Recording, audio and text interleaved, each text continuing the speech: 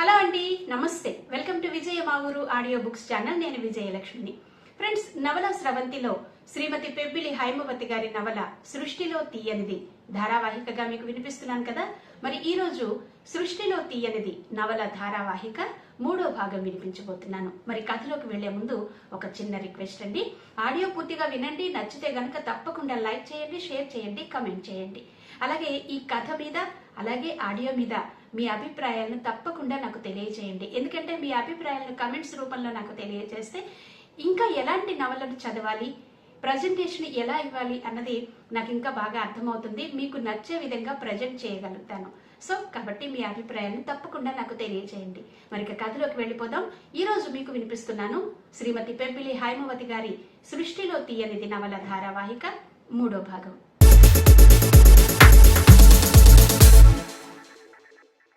స్వాతి, మాలతి కాలేజీలో జాయిన్ అయ్యారు. ఒకరోజు తీరిగ్గా స్నేహితురాళ్ళిద్దరూ కూర్చుని కబుర్లాడుకుంటున్న సమయాన మాటల మధ్యలో తన పుట్టినరోజు నాడు సూర్య తనతో అన్న మాటలు మాలతితో చెప్పింది. నీకు బొత్తిగా సిగ్గులేదే, ఇలాంటివన్నీ ఇతరులతో చెప్తారా ఎవరైనా? అంది మాలతి పెద్ద ఆరిందాల. ఏ చెప్తే తప్ప? అయినా అందులో అంత సిగ్గుపడవలసినంత విషయం ఏముందే, నాకు తెలియక అడుగుతాను అంది స్వాతి ఆశ్చర్యపోతూ. తన పుట్టినరోజు నాటి సంఘటన మనసులో మెదిలి ఆ కన్నె మనసులో ఏదో తెలియని అలజడి రేగి మొదటిసారిగా సిగ్గుపడింది స్వాతి. అప్పుడప్పుడు సూర్య ఉత్తరాలు రాసేవాడు స్వాతికి. దాని నిండా ప్రేమ కబుర్లుండేవి. స్వాతి పెళ్లి వద్దన్నప్పుడు చిన్నపిల్ల అంటూ సమర్థించిన సూర్య ఆ విషయాన్నెప్పుడో మర్చిపోయాడు. అనుక్షణం అతనికి స్వాతి ధ్యాసే అయిపోయింది. మధ్య పెళ్లి మాట తలపెట్టిన దగ్గర నుండి స్వాతి తన స్వంతమనే భావన సూర్యని నిలువనీయడం లేదు. దాని ఫలితమే ఈ ప్రేమ సందేశాలు. ఈ ఉత్తరాలన్నీ తీసుకువెళ్ళి మాలతికి చూపించేది స్వాతి. ఎందుకే బాబు నాకు చూపిస్తావివన్నీ అనేది మాలతి. ఎందుకేంటి, జవాబు రాయాలి కదా మరి, అందుకే నీకు చూపిస్తున్నాను అంది స్వాతి అదేదో మామూలు విషయంలా. బాగుందే స్వాతి, అతను ఉత్తరాలు రాసేది నీకు, చేసుకునేది నిన్నే, మధ్యలో నన్నెందుకే బాబు తింటావు అంది మాలతి. అదంతా నాకు తెలీదు మహారాజా అని మనవి చేస్తే మరో 2 తన్నమన్నట్టుగా వెధవాగుడు వాక్కుండా ఉత్తరం రాద్దాన్రా అంటూ మాలతి చెయ్యి పట్టుకు లాగింది స్వాతి.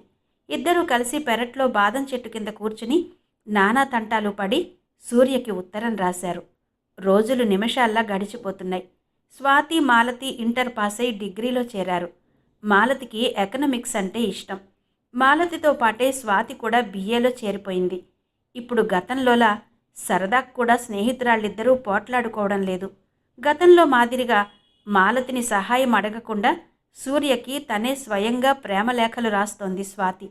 తల్లిదండ్రులు తొందర పెడుతున్నా చదువుకుంటాను మామయ్య అని అడిగిన వెంటనే ఒప్పుకున్న సూర్య అంటే ప్రేమ కంటే గౌరవమే ఎక్కువ స్వాతికి. మన మధ్య ఇలాంటి గౌరవ మర్యాదల ప్రశ్న ఉండకూడదు అని సూర్య అంటే, అదేమో నాకు తెలీదు మామయ్య, అప్పట్లో అమ్మ ధోరణి చూస్తే చాలా బెంగగా ఉండేది నాకు. నన్ను బాగా చదివించి డాక్టర్నో లాయర్నో చెయ్యాలని నాన్నగారికి ఉండేది. కానీ అమ్మ మాట కాదనలేక పెళ్లికి ఒప్పుకున్నారు. ఆ రోజు నువ్వే కానీ నాకు అండగా లేకపోతే ఇప్పుడు ఇలా చదువుకునేదాన్నా అంటున్న స్వాతిని చూస్తే నవ్వొచ్చేది సూర్యకి. ఎప్పుడు చూసినా చదువు, స్నేహితుల గోల తప్ప మరో మాట రాని స్వాతిని చూస్తే ఓ పక్క ముచ్చటేస్తున్నా మరో పక్క ఈ స్వాతి నా మనసు తెలుసుకునేదెప్పుడు అని మదనపడేవాడు సూర్య. ఆ రోజు మాలతి, స్వాతి కాలేజీకి వెళుతుంటే ఓ సంఘటన జరిగింది. అదే కాలేజీలో చదువుతున్న రాజు మాలతిని రాసుకుంటూ వెళ్తూ, ఓ చెలియా నా ప్రియ సఖియా, చేజారెను నా మనసే ఏ చోటో అది దాగినదే అంటూ పాడుకుంటూ వెళ్తున్న అతన్ని నిప్పులు రాల్చే కళ్ళతో చూస్తూ, మిస్టర్ రాజు ఓసారిటు వస్తారా అని పిలిచింది మాలతి. ఎస్ ప్లీజ్ అంటూ స్టైల్గా వెనక్కొచ్చాడు రాజు. ఏం జరుగుతుందోనని భయంతో బిగుసుకుపోయి చూడసాగింది స్వాతి. ఏం లేదు, మీకు అక్కలు చెల్లెళ్ళు ఎవరు లేరా అని అడిగింది మాలతి తెచ్చిపెట్టుకున్న సౌమ్యంతో.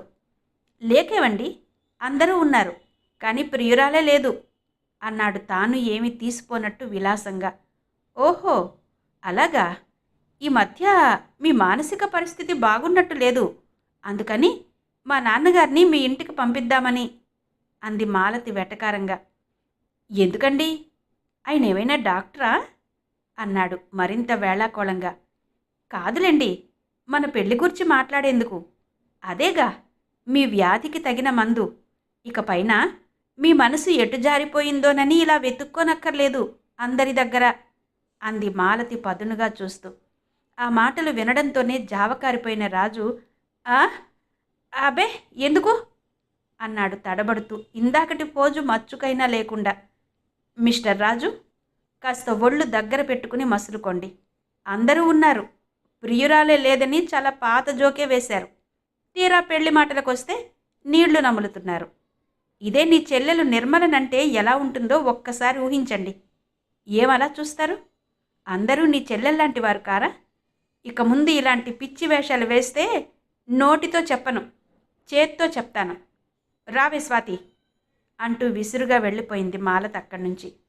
వాళ్ళు వెళ్ళిన కాసేపటి వరకు తేరుకోలేకపోయాడు రాజు. ఇదే నీ చెల్లెలైతే అన్న మాటలు గుర్తొచ్చి, నా చెల్లెలైతే ఎముకలు ఏరయ్యను అనుకున్నాడు. తాను చేసిన పనికి ఒక్క క్షణం సిగ్గుపడ్డాడు. కానీ సినిమాల్లోలా అతనిలో పరివర్తనేమీ రాలేదు. మళ్ళీ కథ మామూలే. అదో థ్రిల్. ఎదుటివాడి గాయం నొప్పి కలిగించే ఆనందం పైశాచికానందం అది. అదేమిటే మాలతి, అంత దురుసుగా మాట్లాడావు? రేపు వాడు నీ మీద కక్షగట్టి ఏదైనా చేస్తే అంది భయంగా చూస్తూ స్వాతి. ఏం చేస్తాడు? తలదీసి మొలేస్తాడా? ఇలాంటి వాళ్ళందరిది మేకపోతు గాంభీర్యమే. చూసావా, పెళ్ళనగానే ఎలా తోక ముడిచాడో? అంతకు ముందిలా 2-3 సార్లు నా వెంట పడ్డాడు. పోన్లే, మనకంటే సీనియర్స్ కదా, వాళ్లతో ఎందుకని ఊరుకున్నాను. అనుకోకుండా నిన్ననే తెలిసింది నాకు, తను మన క్లాస్మేట్ నిర్మల అన్నయ్య అని. అందుకే కాస్త సెంటిమెంట్ జోడించి ఒక డోస్ ఇచ్చాను. చస్తే మన జోలికి రాడు చూడు అంది మాలతి. ఏమో బాబు, ఇలాంటి వాళ్లతో తగువ పెట్టుకుంటే చాలా ప్రమాదమే మాలతి. చూడు, ఆ మధ్య జ్యోతి ఎలా అయిపోయిందో మర్చిపోయావా అంది స్వాతి బేలగా చూస్తూ. అది పిరికిది కాబట్టి చనిపోయింది. అదే నేనైతేనా తగిన గుణపాఠం నేర్పేదాన్ని. చూడు, అది చచ్చినంత మాత్రాన వాళ్ళేమైనా మారారా? అది తమ విజయానికి గుర్తుగా భావించి మరింత విజృంభిస్తున్నారు. దానిగతే మనకి పడుతుందని బెదిరిస్తున్నారు. కానీ ఒక్కటి గుర్తుపెట్టుకోవే స్వాతి, మనం బెదిరినంతసేపేనే ఎవరైనా బెదిరించేది. ఎదురు తిరిగితే ఇదిగో ఇలా తోక ముడుస్తారు అంది మాలతి ఆవేశంగా. ఏమో బాబు, నువ్వు ధైర్యస్తురాలివి, నీలా నేనుండలేను అంది స్వాతి బెదురుగా చూస్తూ. అయితే ఓ పాలబుడ్డి పాలపీక కొనిపిస్తాను, చప్పరిస్తూ కూర్చో అని నవ్వుతూ స్వాతి వైపు చూసి, ఇంత పిరిగొడ్డివి ఎలా బతుకుతావే? ఎవరైనా ఎప్పుడైనా మనలో ఏదైనా తప్పుంటే అనాలి గాని అకారణంగా మననంటే ఎందుకు ఊరుకోవాలి చేతగాని వాళ్ళలా అంది మాలతి. నీతో నేను ఆర్గ్యూ చేయలేనే మాలతి, నన్ను వదిలేయి అంది స్వాతి. అయితే నోరు మూసుకుని నేనెలా చెప్తే అలా చెయ్యి అంది మాలతి మహారాణిలా పోజు పెట్టి. ఎప్పుడూ నవ్వుతూ నవ్విస్తూ ఉండే మాలతి మూగనోము పట్టినట్టు కనబడడంతో, ఏంటే మాలతి అలా ఉన్నావు అని అడిగింది స్వాతి. మాలాంటి మధ్యతరగతి కుటుంబాల్లో బాధలు నిరాశలు తప్ప ఇంకే ఉంటాయి, ఒకవేళ ఉన్నా రాణించవు అంది మాలతి నిర్లిప్తంగా. ఏంటే ఈరోజు కొత్తగా వేరు చేసి మాట్లాడుతున్నావు? మాలాంటి మీలాంటి అంటూ భారీ డైలాగులు ఉపయోగిస్తున్నావు. ఏ, నేను మాత్రం మీలాంటి దాన్ని కాదా అంది స్వాతి నిష్ఠూరంగా. నువ్వు మాలాంటి దానివి ఎందుకు అవుతావే? మీ నాన్నగారికి నువ్వు ఒక్కతివే కూతురువు, ఆ పైన మీ నాన్నగారు ఆఫీసరు, దానికి తోడు రెడీమేడ్గా మీ సూర్య మావయ్య వరుడుగా సిద్ధంగా ఉన్నాడు. ఇక మా సంగత, మా నాన్న మామూలు గుమస్తా, ఆయనకు మా అక్క నేను గుండెల మీద కుంపట్లలా ఉన్నాం. మా భారం ఎలా దిగుతుందా అని నిత్యం బాధపడుతుంటారు. అలాంటప్పుడు నువ్వు మేము సమానమేనంటావా అంది మాలతి. ఇదిగో మాలతి, సరదా కూడా ఇలాంటి మాటలు అనొద్దని నీకు ఇదివరకే చెప్పాను. నువ్వు ఇలా వేరు చేసి మాట్లాడితే నాకెంత బాధగా ఉంటుందో తెలుసా? మీ కుటుంబ పరిస్థితులు బాగా లేదను ఒప్పుకుంటాను. అంత మాత్రాన నీకు పెళ్లి కాకుండా నేను పెళ్లి చేసుకుని వెళ్ళిపోతాననుకున్నావా? అలా ఎన్నటికీ జరగదు. కాబట్టి మనిద్దరి మధ్య భేదాలెంచకు. మనిద్దరం ఒకేసారి పెళ్లి చేసుకుందాం, ఒకేసారి పిల్లల్ని కందాం, ఒకేసారి చద్దాం అంది స్వాతి ఉద్వేగంగా. నయం, ఒక్కళ్ళనే చేసుకుందాం అనలేదు. మీ అమ్మగారు మనిద్దరికీ బడిత పూజ చేసేవారు అంది మాలతి నవ్వేస్తూ. జోకా? డోకొస్తుందే బాబు అంది స్వాతి ఆముదం తాగినట్టు ముఖం పెట్టి. నీకు అలాగే ఉంటుంది మరి. మా ఇంట్లో పరిస్థితులు చూస్తే బుర్ర తిరిగిపోతుంది. అక్కకి బొత్తిగా చదువు తక్కువని ఎంచేవారు ఇంతకాలం. ఇప్పుడు అది ఎలాగో కష్టపడి 10th పాస్ అయింది. ఇప్పుడేమో ఇంత వయసు వచ్చే వరకు ఎందుకు పెళ్లి కుదరలేదు, అమ్మాయిలో ఏమైనా లోపాలున్నాయా అని రంధ్రాన్వేషణ చేస్తున్నారు. పాపం అక్క వయసు ఎంతని? మొన్ననే 22 నుండి 23 వచ్చింది. ఈ కాలంలో ఇదో పెద్ద వయస్సు చెప్పు. అదయ్యాక పెళ్ళయ్యాక ఉద్యోగం చేస్తుందా అని అడుగుతారు. దాని 10th క్లాస్ క్వాలిఫికేషన్కి ఎవరిస్తారే ఉద్యోగం? సరే మీకు ఇష్టమైతే చేస్తుంది అని చెప్తే అప్పుడు కట్న కానుకల దగ్గరకు వస్తారు. అసలు మగ పెళ్లివారనగానే ఏదో ఆకాశం నుండి దిగొచ్చినట్టు ఏం దర్జా వెలగబెడతారే, ఎన్ని యక్ష ప్రశ్నలు వేస్తారే. ఆడపిల్ల అతనిలాగే పుడుతుంది, అంతో ఇంతో చదివి అవసరమైతే ఉద్యోగం చేస్తుంది. అయినా కట్నమిచ్చి మొగుండు కొనుక్కోవలసిందే. కట్నం ఒక్కటేనా? మీ పిల్లే కదా షికారుకో సినిమాకో వెళ్ళాలంటే వెధవ సిటీ బస్సులో అవస్థపడేది. కాబట్టి ఓ మోటార్ సైకిలో స్కూటరో కొనివ్వండి. మీ పిల్లే కదా హాయిగా కాలు మీద కాలు వేసుకుని ఎంజాయ్ చేస్తుంది. ఓ కలర్ టీవీ కొనివ్వండి. ఈ కాలంలో రుబ్బురోళ్ళని ఎవరు వాడుతున్నారు? ఓ మిక్సీనో వెట్ గ్రైండరో కొనివ్వండి. ఆ చేత్తోనే ఫ్రిడ్జ్ కూడా అంటూ గొంతెమ్మ కోరికలతో పిల్ల సుఖం పేరిట ఆమె కన్నవారిని నిలువు దోపిడీ చేసి రాబట్టుకుంటున్నారు. అబ్బాయికి అమ్మాయి ఎంత అవసరమో అమ్మాయికి అబ్బాయి అంతే అవసరం. సృష్టి కార్యంలో సమానంగా పాలు పంచుకుంటారు. ఇద్దరిలో ఏ ఒక్కరు లేకపోయినా సృష్టే ఆగిపోతుంది. అలాంటప్పుడు స్త్రీ మాత్రం ఎందుకు ఈ వివాహ సుంకం చెల్లించాలి? ఆడపిల్లగా పుట్టినందుకు అపరాధపు పన్నా ఇది? అంది మాలతి ఉద్రేకంగా. ఎప్పటి నుండో ఉగ్గబట్టుకున్న ఆక్రోశాన్ని అలా తన స్నేహితురాలి ముందు వెళ్ళగక్కింది. మాలతి మాట్లాడుతున్నంతసేపు మంత్రముగ్ధలా వింటూ ఉండిపోయిన స్వాతి వాస్తవంలోకి వస్తూ, మాలతి, నువ్వు చెప్పేదంతా వాస్తవమే, కాదనను. కానీ ఇలా ఉద్రేకపడినంత మాత్రాన సమస్య పరిష్కారం అవుతుందా? అంది వాతావరణాన్ని చల్లబరచాలి అన్న ధోరణిలో. ఉద్రేకం కాదు స్వాతి, బాధ. వాళ్ళని కన్నట్టే మన అమ్మా నాన్నలు మనని కంటారు. కానీ పెంచి చదువు సంధ్యలు చెప్పించి ప్రయోజకుల్ని చేస్తారు. అయినా ఆడపిల్లల్ని కని ఏదో తప్పు చేసినట్టు వాళ్ళ దగ్గర ఉన్నా లేకపోయినా తల తాకట్టు పెట్టైనా అడిగిన సొమ్ము చెల్లించి కన్యాదానాలు చేస్తారు. ఆ మగ మహారాజులు అన్నీ చల్లగా పుచ్చుకుని ఎదురు మన మీదే పెత్తనం చెలాయిస్తారు. ఆ పైన ఉద్యోగం చేసి సంపాదిస్తే అది వాళ్లే తీసుకుంటారు. కానీ ఇంత కష్టపడి కనిపెంచిన తల్లిదండ్రులకు కష్టాలు కన్నీళ్లు తప్ప ఏం మిగులుతోంది? అంది మాలతి ఏమాత్రం తగ్గని బాధతో. నిజమే మాలతి, ఇన్ని బాధలు మనమే పడుతున్నా అదేమని ఎవరైనా ఎదిరిస్తే బరి తెగించిన పిల్ల అంటూ ముద్ర వేసేస్తున్నారే గాని వాస్తవాన్ని గ్రహించడం లేదు. తాము ఆడవాళ్ళై ఉండి అత్తల పొజిషన్లోకి షిఫ్ట్ కాగానే ఏదో కొమ్ములు మొలిచినట్టు ప్రవర్తిస్తారు. రోజు పేపర్లలో వచ్చే వరకట్న మరణాలు వేధింపులు చూస్తుంటే నాకు చాలా బాధగానే ఉంటుంది. అయితే నేను నీలా అన్నీ వ్యక్తపరచలేను. నీలా ఆలోచించేవారు మాట్లాడేవారు ఉంటే ఈ లోకం ఎప్పుడో బాగుపడును. పోనీ ఇదంతా ఏదైనా పత్రికకు పంపకూడదా? చదివిన వాళ్లలో ఏ ఒక్కరు చదివి మారినా చాలు మనకి, అంది స్వాతి సలహా ఇస్తున్నట్టుగా.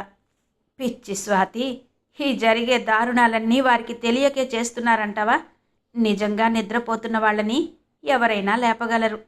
మేల్కొని నిద్ర నటించే వాళ్ళని ఎవరు లేపగలరు? అన్నీ అందరికీ తెలుసు. అయినా ఇలా జరిగిపోతూనే ఉంటాయి. ఆదర్శాలనేవి ఇతరులకు చెప్పడానికే కానీ ఆచరించడానికి కాదు.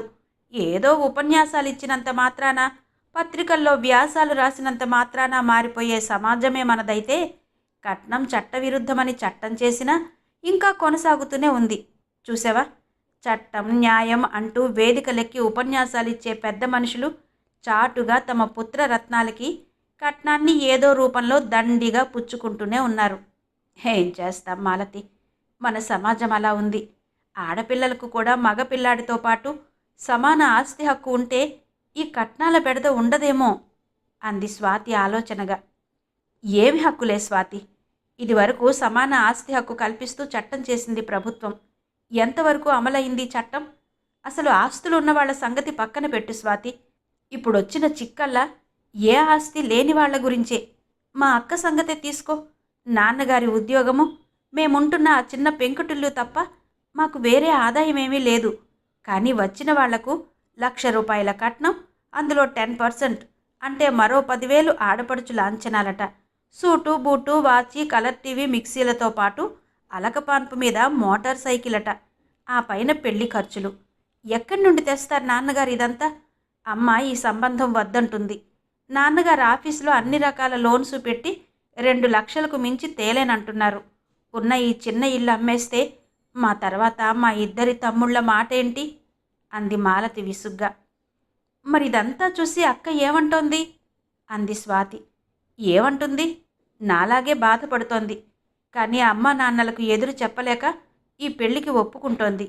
అదే నేనైతే చస్తే ఇటువంటి పెళ్లి చేసుకోను. ఓ పక్క అమ్మా నాన్న అప్పులతో సతమతమవుతుంటే నేనెలా పల్లకి ఎక్కి ఊరేగలేను అంది మాలతి ఆవేశంగా. ఇవన్నీ ఇప్పటి కబుర్లే.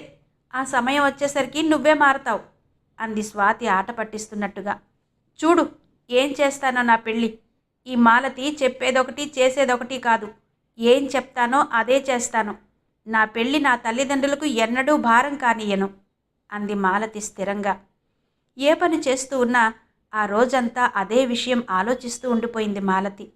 ఇదంతా ఏదైనా పత్రికకు రాసి పంపకూడదా అని స్వాతి అన్నప్పుడు తేలిగ్గా కొట్టిపారేసిన మాలతి ఇంటికెళ్ళాక స్వాతి చెప్పినట్టు చేస్తే బావుంటుందని అనుకుంది. వెంటనే కార్యాచరణలో పెట్టింది.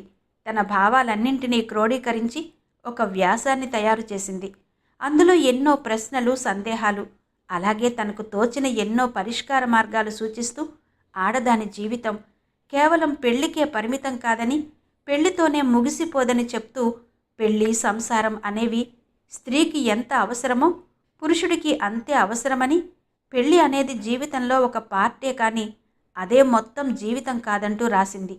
స్వాతికి కూడా చెప్పకుండా ఆ వ్యాసాన్ని పత్రికకు పంపించింది మాలతి. ఆ వ్యాసం తమ పత్రికలో ప్రచురించడమే కాక పారితోషికంతో పాటు ఆ పత్రిక ఎడిటర్ స్వయంగా రాసిన ఉత్తరం కూడా అందుకుంది మాలతి. మీ వ్యాసం చాలా బాగుంది.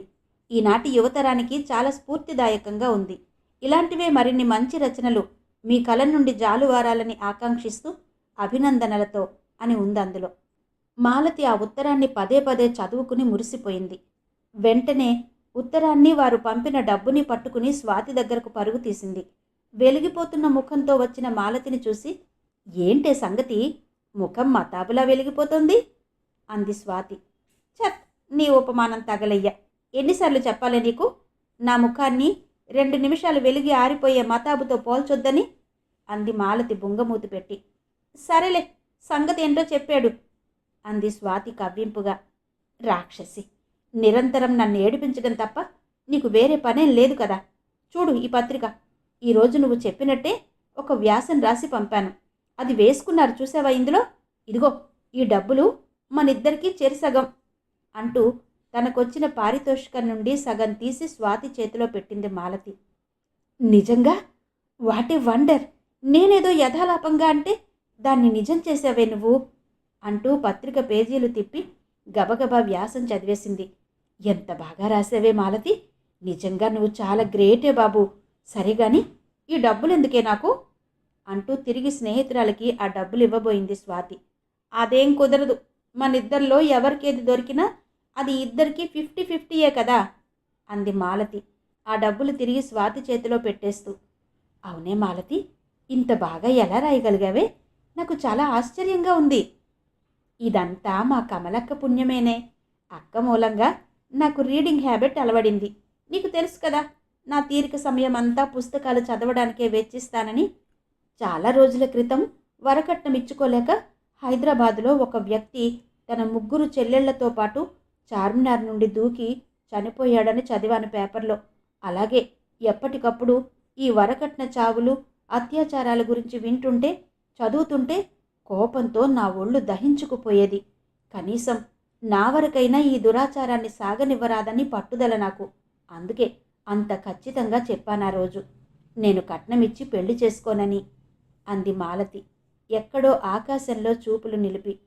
నిజమేనే, ఎవరికి వారు నా ఒక్కరి వల్ల ఏమవుతుంది, నేను మానేసినంత మాత్రాన ఈ సమాజం మారిపోతుందా అని తనను తాను మభ్యపెట్టుకుని అదే బాటలో నడుస్తారే గాని నీటి బొట్టు కలిస్తేనే కదా సముద్రం అయ్యేది. అని ఎవ్వరూ అనుకోరు. అలా ఎవరికి వారు మారి ముందడుగు వేస్తేనే ఏదైనా సాధించగలిగేది అంది స్వాతి. అమ్మయ్య, ఇన్నాళ్లకి నా మాటకు అవునన్నావే నువ్వు అంది మాలతి అల్లరిగా నవ్వేస్తూ. నేనేమన్నా? చివరికి వినేది నీ మాటే కదా, చేసేది నువ్వు చెప్పినట్టే కదా అంది స్వాతి నాటకీయంగా. పోజులకేం తక్కువ లేదు గాని పద, ఏదైనా సినిమాకి పోదాం అంది మాలతి లేస్తూ. అయితే ఓకేనే అంటూ హుషారుగా లేచింది స్వాతి. మొత్తం మీద కమల పెళ్లి ఎంతో కష్టం మీద చేయగలిగారు విశ్వనాథం, ఇందిరమ్మలు. అక్క పెళ్లి జరుగుతున్నందుకు ఎంతో ఆనందం అనిపించినా ఆ పెళ్లి జరిపించడానికి తండ్రి పడిన అవస్థలు చూసిన మాలతి మనస్ఫూర్తిగా పెళ్లిని ఎంజాయ్ చేయలేకపోయింది. కమల అత్తవారింటికి వెళుతూ, మాలతి, నీకు నా మీద చాలా కోపంగా ఉందని తెలుసు, కానీ నేనేం చేయగలను చెప్పు? నా పెళ్లి కాలేదని బెంగపడే అమ్మా నాన్నలకు ఎలా ఊరట కలిగించాలో తెలియక ఈ పెళ్లికి ఒప్పుకున్నాను. నేను నీ అంత ధైర్యస్తురాల్ని కాను, నీలా చదువుకోను లేదు. నా కాళ్ల మీద నేను నిలబడేందుకు నేను చేస్తున్నది తప్పని, నా మూలంగా అమ్మా నాన్న అప్పుల ఊబిలో కూరుకుపోతున్నారని తెలుసు. ఇంతకంటే మరో మార్గం లేక ఈ పెళ్లి చేసుకుంటున్నాను. నువ్వు సరైన మార్గాన్ని ఎన్నుకున్న నాడు నా పూర్తి సహకారం, ఆశీర్వాదం నీకెప్పుడూ ఉంటాయి. నా మీద కోపం తెచ్చుకోకే మాలతి, నేనది భరించలేను అంది కమల గాద్గరికంగా. అంతవరకు కమల మీద పేరుకున్న కోపం మంచులా కరిగిపోయిందా మాటలు వినడంతోనే. ఎలాగో గొంతు పెగుల్చుకుని, ఛ, అవేం మాటలక్క, చిన్నప్పటి నుండి కలిసి పెరిగాం, నీ మనసేంటో నాకు తెలీదా? అయినా ఇలాంటి సమయంలో నీ మీద కోపం తెచ్చుకుంటానని ఎలా అనుకున్నావు అంటూ కమలని కౌగిలించుకుంది మాలతి ఆప్యాయంగా. స్వాతి కూడా అక్క అంటూ కమలని హత్తుకుపోయింది. ఇద్దరినీ చెరో చేత్తో దగ్గరకు తీసుకుంది కమల. స్వాతి, మాలతి చెరో బుగ్గ మీద ముద్దు పెట్టారు. ముగ్గురు మనసారా హాయిగా నవ్వుకున్నారు. కమల అత్తవారింటికి వెళ్ళిపోయాక స్వాతికి, మాలతికి ఎంతో లోటుగా అనిపించింది. వాళ్ళు ముగ్గురు చిన్నతనం నుండి సంతోషంగా గడిపిన ఎన్నో సాయంత్రాలను గుర్తు చేసుకుంటూ, కమలక్క ఇప్పుడు ఏం చేస్తుందో అక్కడ అంటూ కమల గూర్చే మాట్లాడుకునేవాళ్ళు స్నేహితురాళ్ళిద్దరు. మాలతితో కబుర్లాడుతూ యథాలాపంగా ఎదురింటి వైపు చూసిన స్వాతికి తమ ఈడుదే అయిన అమ్మాయి మొక్కలకు నీళ్లు పోస్తూ కనిపించింది. అదే సమయంలో నీళ్లు పోస్తూ తల ఎత్తిన ఆమె స్నేహపూర్వకమైన చిరునవ్వుతో ఇద్దరి వైపు చూసింది. ఎవరే అమ్మాయి? ఎంత బాగుందే తన నవ్వు అంది స్వాతి మైమరుపుగా చూస్తూ. నవ్వేనా? ఆమె గొంతు వింటే మూర్ఛపోతావు నువ్వు, అంత మధురంగా ఉంటుంది. ఆ గొంతు పేరు విమల. ఈ మధ్యే వాళ్ళ ఆయనకు ట్రాన్స్ఫర్ అయ్యి ఈ ఊరొచ్చారట అంది మాలతి. మనం వెళ్ళి పరిచయం చేసుకుందామా అంది స్వాతి ఉత్సాహంగా. No chance. తను మనతో మాట్లాడడం వాళ్ళ అత్తగారు కానీ చూశారంటే కొంపలు అంటుకుపోతాయి. ఆవిడ పెద్ద శాడిస్ట్. చిన్నతనంలోనే భర్త పోయాడట. పిల్లల్ని ఆవిడే కష్టపడి పెంచిందట. కట్నానికి ఆశపడి కొంత, ఇంకా కొడుకులకు పెళ్లిళ్ళు చెయ్యవా అని లోకులు చేసే ఎగతాళికి జడిసి కొంత పెళ్లి చేసినట్టుందావిడ. కోడలొచ్చి తన నుండి తన కొడుకుని ఎక్కడ దూరం చేసేస్తుందోనని అర్థం లేని అనుమానాలతో, అపోహలతో నిత్యం ఆ అమ్మాయిని కాల్చుకు తింటోంది. నించుంటే తప్పు, కూర్చుంటే తప్పు. ఆఫీసు నుండి కొడుకు వచ్చే సమయానికి కోడలు నేరాల చిట్టా తయారు చేసి కొడుకుతో విచారణ జరిపించి చివాట్లో దెబ్బలో ఇప్పిస్తుంది నిత్యం. అందుకే వాళ్ళిక్కడికి వచ్చి ఇన్ని రోజులైనా ఎవ్వరం అటు వెళ్లే సాహసం చెయ్యలేకపోయి, మేం వెళ్తే ఆ శిక్షల భారం మరింత పెరుగుతుందని తెలిసి అక్కడికి వెళ్ళకపోయినా ఆ ఇంట్లో జరిగేవన్నీ అందరికీ కనిపిస్తూనే ఉంటాయి, వినిపిస్తూనే ఉంటాయి. అందుకే ఇలా దూరం నుండి కళ్ళతోనే ఆ పలకరింపులు అంది మాలతి సానుభూతిగా విమల వంకే చూస్తూ. పాపం, ఎలా భరిస్తుందే అవన్నీను? ఆవిడకు బుద్ధి లేదు సరే, అతగాడు చదువుకుని ఉద్యోగం చేస్తున్నాడు, సంఘంలో తిరుగుతున్నాడు. ఇలా చేయడం తప్పుగా అనిపించడం లేదా అంది స్వాతి బాధగా. ఆయనే ఉంటే మంగలెందుకని, అతడికి బుద్ధి ఉంటే ఇవన్నీ ఎందుకు అనుకోవాల్సి వస్తుందే మనం అంది మాలతి నిరసనగా. ఈ బాధలన్నీ పడే బదులు ఈ నరకం నుండి బయటపడి హాయిగా పుట్టింటికి వెళ్ళి ఏదో ఉద్యోగం చేసుకుంటూ స్వతంత్రంగా తన కాళ్ల మీద తను నిలబడొచ్చు కదా అంది స్వాతి. ఉద్యోగాలు ఎప్పుడంటే అప్పుడు దొరుకుతాయా స్వాతి? ఈ నరకం నుండి బయటపడి 4 రోజులు తలదాచుకుందామంటే చోటేది? ఆ పుట్టింట్లో కూడా ఆదరణ కరువేనాయే. విమల వాళ్ళ అమ్మగారు చనిపోయారట. వాళ్ళ నాన్నగారే కొడుకుల మీద, కోడళ్ల మీద ఆధారపడి వాళ్ళ దయాదాక్షిణ్యాల మీద బతుకుతూ ఉంటే భర్తను వదిలొచ్చిన కూతురికి ఇంకేం ఆసరా చూపించగలరు? తల్లి నగలమ్మిన డబ్బుతో కట్న కానుకలిచ్చి పెళ్లి చేసి చేతులు దులిపేసుకున్నారా అన్నదమ్ములు. విమల దుస్థితి గమనించిన విమల అత్తగారు మరింత పేట్రేగిపోయి ఇలా కాల్చుకు తింటోందా అమ్మాయిని అంది మాలతి. బాబోయ్, ఇవన్నీ వింటూ ఉంటే నాకు పెళ్ళంటేనే భయమేస్తోందే మాలతి. ఇలాంటివన్నీ చూసే కాబోలు మన వాళ్ళు ఆడదానిగా పుట్టే కంటే అడవిలో మానై పుడితే మంచిదని అంటారు అంది స్వాతి బాధగా విమల వాళ్ళింటి వైపు చూస్తూ. తనకి నీకు పోలికేంటే స్వాతి? నేనేదో చెప్తే నువ్వెక్కడికో వెళ్ళిపోయావు గాని. చాలే పద, చదువుకుందాం. ఆ ఎకనామిక్స్ చాప్టర్ కంప్లీట్ చెయ్యాలి ఈరోజు మనం అంటూ లేచింది మాలతి. అది కాదే, పాపం ఆ అమ్మాయిని చూస్తే చాలా బాధగా ఉందే. దాదాపు మన వయసే ఉంటుంది కదే. పాపం ఎన్ని బాధలో తనకి అంది స్వాతి దిగులుగా. అమ్మా తల్లి, నేరకపోయి అదంతా నీకు చెప్పాను గాని ఇక ఆ టాపిక్ వదిలేయవే బాబు. ఆలోచించిన కొద్దీ మన మనసు పాడవడం తప్ప ఏం చెయ్యలేం మనం అంది మాలతి. అంతేనంటావా అంటూ జాలిగా అటే చూస్తూ స్నేహితురాలి వెంట నడిచింది స్వాతి. మాటైతే తేలిగ్గా తీసి పడేసినట్టుగా అంది గాని స్వాతి వెళ్ళాక కూడా మాలతి మనసంతా విమల సమస్య చుట్టూనే తిరుగుతోంది. ఏదైనా చేసి విమల బాధను తీర్చాలి అనుకుంది మాలతి. సంసారాలను చక్కదిద్దేంత వయస్సు అనుభవము లేకపోయినా తమ ఈడుదే అయిన విమల కష్టాలు మాలతిని బాగా కదిలించి వేశాయి. తను తల్లి ద్వారా అక్క ద్వారా విన్న విషయాలు తప్ప విమలతో స్వయంగా మాట్లాడిందేం లేదు. అసలు ఆ అవకాశమే ఉండదు ఎప్పుడు. నిత్యం ఆ అత్తగారు కోడలికి పహారా కాస్తున్నట్టే ఉంటుంది.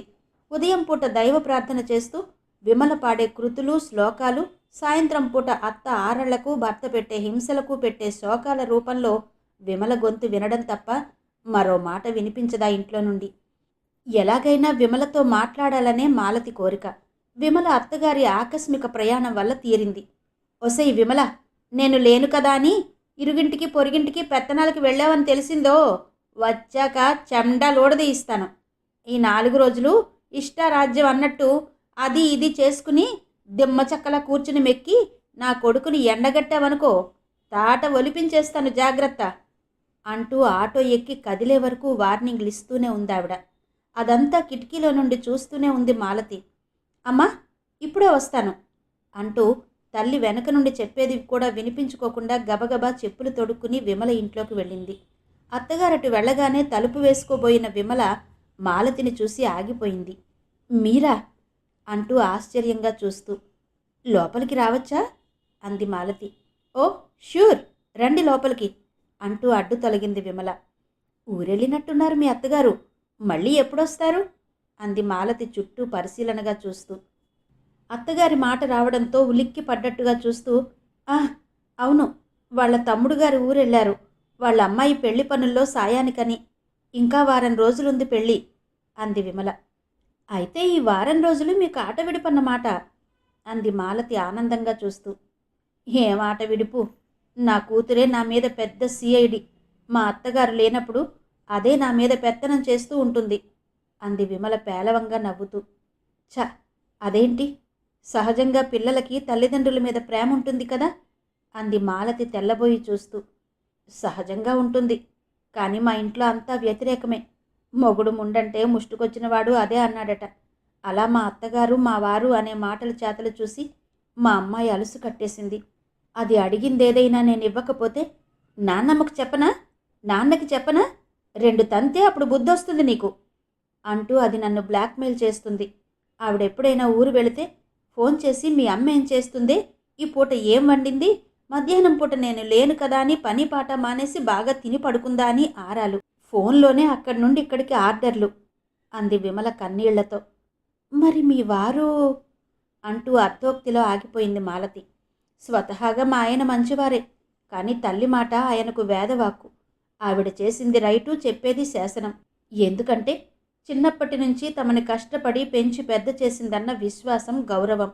మా బావగారికి కూడా తల్లంటే గౌరవం భక్తి ఉన్న ఈయనలా మూఢభక్తి కాదు. అందుకే తన భార్యను తీసుకుని ఉద్యోగం నెపంతో వీటన్నిటికీ దూరంగా వెళ్ళిపోయారు. ఇక మా ఆడపడుచు అగ్నికి ఆజ్యం తోడన్నట్టుంటుంది. ఆవిడిక్కడికి వస్తే నా పాట్లు అంది విమల. మరి మీ వారికి మీ బాధ తెలియచెప్పే ప్రయత్నం ఎప్పుడూ చెయ్యలేదా అంది మాలతి సలహా ఇస్తున్నట్టుగా. ఎక్కడా? అంత అవకాశమేది మాకు?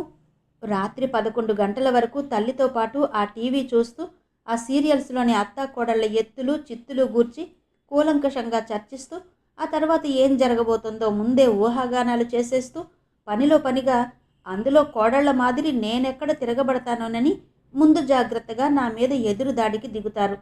ఆ తర్వాత నిద్ర కూరుకుపోయే కళ్ళతో పడక చేరి నిద్రకు ఉపక్రమిస్తారు. ఇంకెప్పుడు ఎలా చెప్పేది నా సమస్యలు? పోనీ భోజనం వడ్డించేటప్పుడు చెప్దామంటే ఎంగిళ్ళెత్తడానికి తప్ప వడ్డించేటప్పుడు ఆ ఛాయలకే రానివ్వదావిడ అంది విమల నిర్వేదంగా.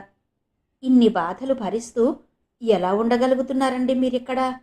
అంది మాలతి సానుభూతిగా. ఉండక ఏం చెయ్యను, ఎక్కడికి వెళ్ళను. అమ్మలేని పుట్టింట్లో ఆదరణ ఎంతటిదో నాకు తెలుసు. ఒక్కోసారి అనిపిస్తుంది ఇన్ని అవమానాలు బాధలు భరిస్తూ ఈ బతుకు బతక్కపోతేనేమని. కానీ నాలా నా పిల్లలు తల్లి లేని బతుకు బతకకూడదు. నా పిల్లలకి నా మీద ప్రేమ లేకుండా మా అత్తగారు చేయగలదేమో కానీ నా పిల్లల పట్ల నాకున్న మమకారాన్ని చంపలేదు కదా. అందుకే ఇలా మొండిగా బతికేస్తున్నాను. అయ్యో, నుంచునే ఉండిపోయారు, కూర్చోండి, కాఫీ తెస్తాను అంటూ వంటింటి వైపు వెళ్ళబోతున్న విమలను వారిస్తూ, ఇప్పుడు అలాంటి ఫార్మాలిటీస్ ఏం వద్దండి. పోనీ ఏదైనా ఉద్యోగం చేసి మీ కాళ్ళ మీద మీరు నిలబడే ప్రయత్నం చేస్తే ఈ బాధ కొంతైనా తగ్గుతుందేమో అంది మాలతి కూర్చుంటూ. నా ఇంటర్ క్వాలిఫికేషన్కి ఏం ఉద్యోగం వస్తుందండి?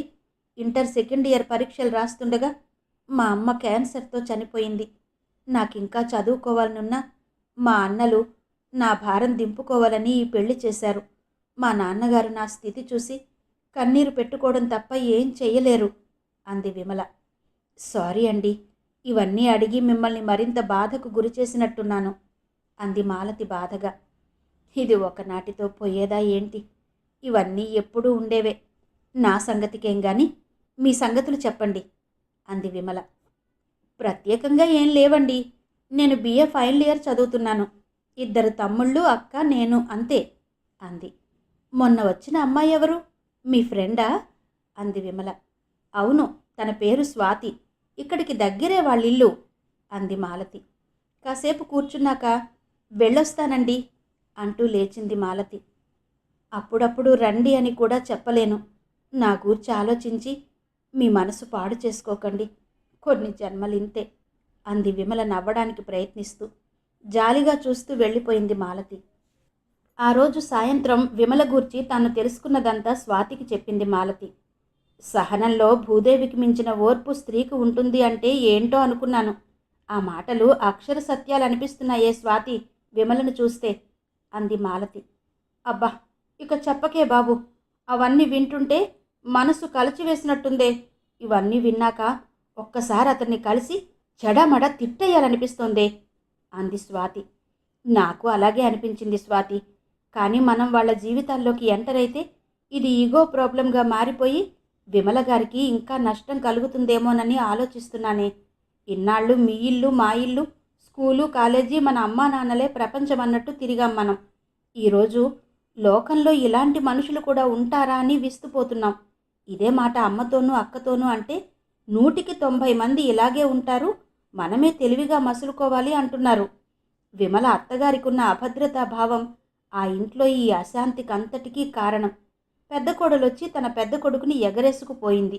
ఇప్పుడు ఈ కోడలికి తన చిన్న కొడుకుతో ఇంటిమసి పెరిగితే తన ఉనికి ప్రశ్నార్థకంగా మారిపోతుందన్న భయం ఆవిడను రాక్షసిలా మార్చేసిందంతే అంది మాలతి ఆలోచనగా.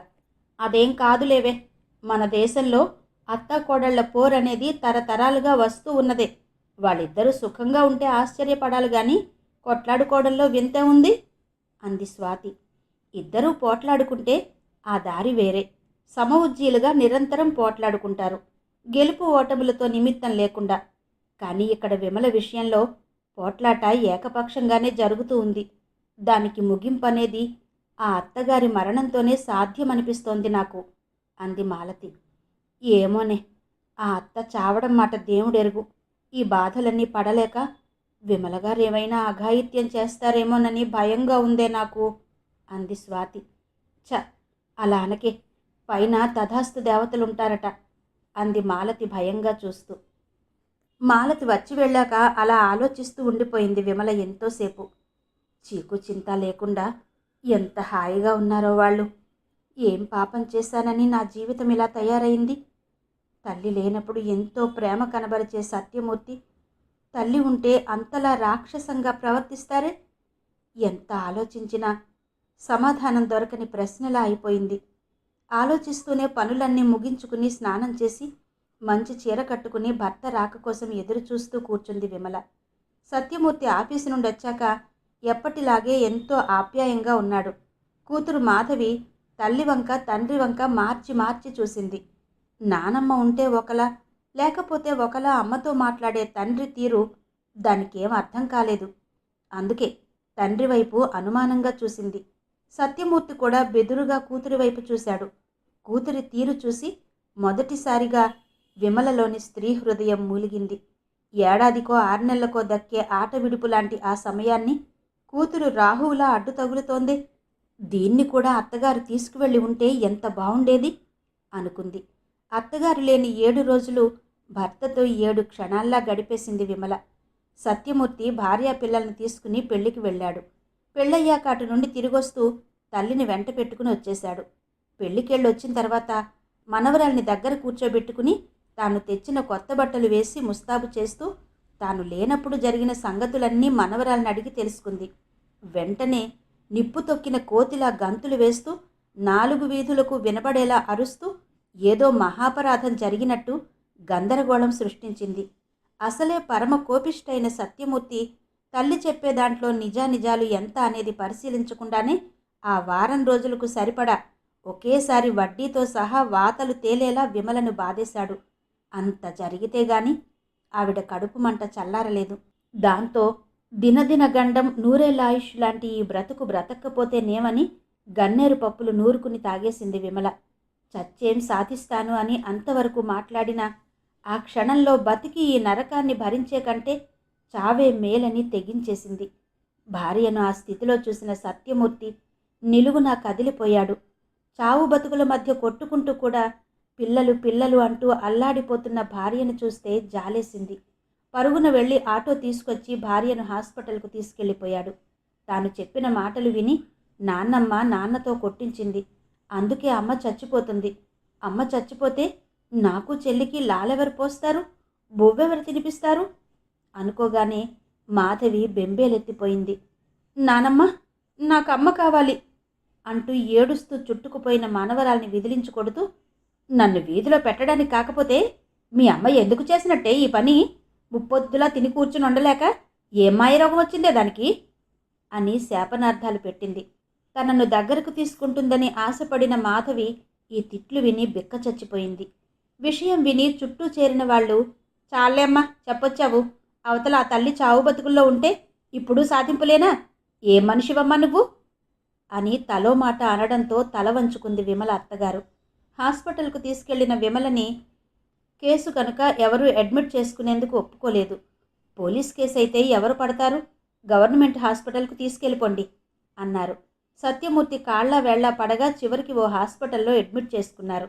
అతి ప్రయత్నం మీద విమలను బతికించగలిగారు డాక్టర్లు. ఆ తర్వాత సత్యమూర్తిని పిలిచి, మీరసలు మనుష్యులా రాక్షసులా? అంతలా కొట్టడానికి చేతులెలా వచ్చాయి? ఇప్పుడు ఈ మనిషి ప్రాణం పోతే ఎవరు జవాబుదారి? రేపు మా అమ్మని నువ్వే చంపావని నీ పిల్లలు నిన్ను నిలదీస్తే ఏం బదులు చెప్తావు అని తిట్టడంతో అపరాధిలా తలవంచుకున్నాడు సత్యమూర్తి. ఇన్నాళ్ళు తల్లి తాను చేసిన అకృత్యాలను మౌనంగా భరించిన విమల అతని కంటికి దేవతలా కనబడసాగింది. ఎన్ని జన్మలు తపస్సు చేస్తే ఇలాంటి భార్య దొరుకుతుంది? ఎంత అమానుషంగా ప్రవర్తించానిన్నాళ్ళు. ఏది ఏది ఏమైనా ఇక మీదట విమలను పన్నెత్తి మాట అనకూడదు అనుకున్నాడు సత్యమూర్తి దృఢంగా. విషయం విన్న మాలతి, స్వాతి హాస్పిటల్కు వచ్చారు విమలను చూసేందుకు. మొదటగా మంచం మీద పడుకున్న విమల వైపు జాలిగా చూస్తూ, సత్యమూర్తి గారు, ఇలా చెప్తున్నానని తప్పుగా అనుకోకండి.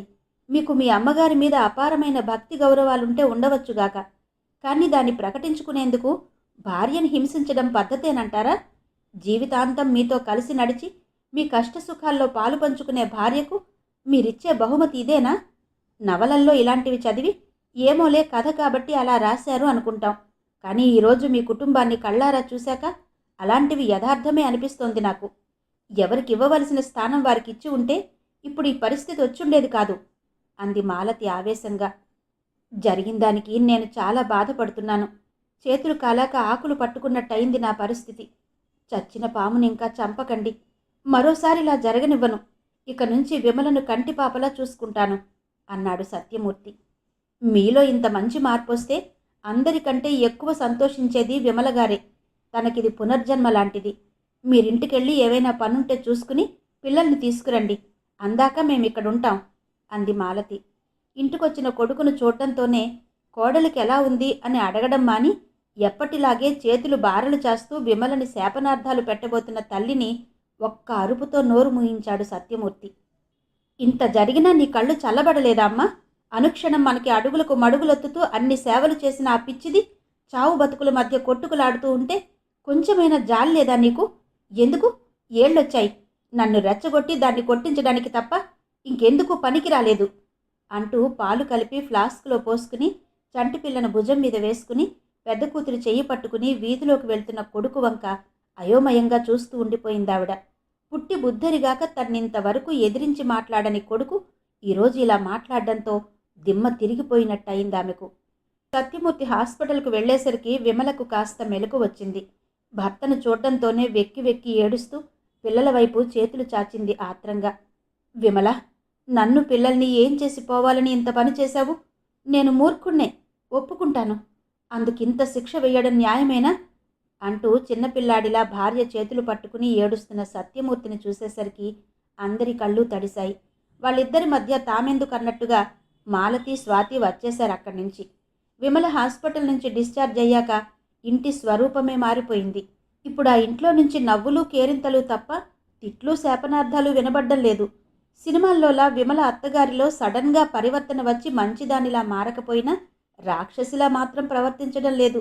అసలు ఆ అవకాశం సత్యమూర్తే ఇవ్వడం లేదు.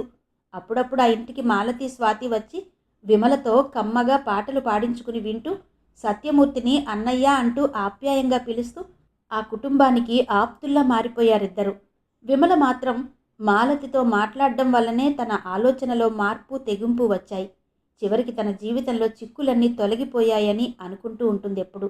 ఆ మాటే మాలతితో అంటే, నాదేం లేదు, ఇన్నాళ్ళు సత్యమూర్తి గారిని మాయతెరలా కప్పేసిన అతి మంచితనం, తల్లి మీద ప్రేమ పేరుతో ఉన్న మూఢత్వం తొలగిపోయి అతనిలో మంచితనానికి వెలుతురొచ్చి నీ జీవితం నందనవనమైంది అంది మాలతి. విన్నారు కదండి, సృష్టిలో తీయనిది శ్రీమతి పెబ్బిలి హైమవతి గారి నవల ధారావాహిక 3వ భాగం.